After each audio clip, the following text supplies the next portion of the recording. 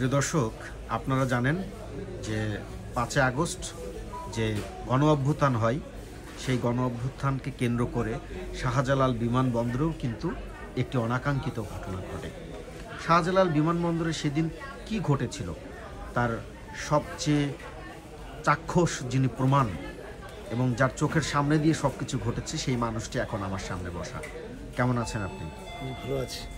আপনার কাছে জানতে চাই, কি ঘটেছিল সেদিন 5 আগস্ট?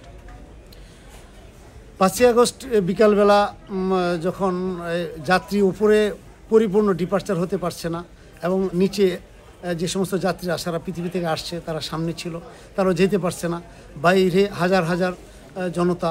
ঠিক এই মুহূর্তে যখন এই পিবিএন এয়ারপোর্টের দিয়ে চলে যাচ্ছিলেন, তখন এয়ারপোর্টটা ওনারা বাইরের দিকে রানওয়ের দিকে যাচ্ছিলেন। তখন তারা কি মানে এয়ারপোর্ট ছেড়ে রানওয়ের দিকে যাচ্ছিলেন। তখন টোটাল এয়ারপোর্টে, বিশেষ করে আমি যেটা বলবো যে আমি তখন দায়িত্বে এসিস্ট্যান্ট শিফট ইনচার্জ হিসাবে দায়িত্বে ছিলাম। তো আমি শুধু আমার দেখছিলাম যে যখন ওনারা চলে যাচ্ছিল এবং হাজার হাজার লোক কখনো বিমানবন্দরে ঢুকে পড়ে কিনা এই বয়স সবাই চলে যাচ্ছিল, আমি শুধু এই যে আমার কাস্টম লাউঞ্জে একা দাঁড়িয়েছিলাম। সেটা আপনার ভিডিও ফুটেজ। মানে আপনি একা দাঁড়িয়েছিলেন বলতে মানে এয়ারপোর্টের এখানে যে 24টা সংস্থা কাজ করে, কেউ কি ছিল না তখন? না, আমার এই কাস্টম লাউঞ্জে কেউ ছিল না, অন্য জায়গায় ছিল। আমার লাউঞ্জে কেউ ছিল না, আমি একা ছিলাম। আপনার লাউঞ্জে আপনি একা ছিলাম। আপনি কি দেখেছিলেন? আমি দেখেছি আমার লাউঞ্জ ফাঁকা, যাত্রী নেই। তখন আমি যেহেতু একটা দায়িত্ব আমার উপর আসছে, আমি তো চলে গেলে একটা শূন্য হয়ে যাবে কর্মকর্তা, এই জন্য আমি ছিলাম।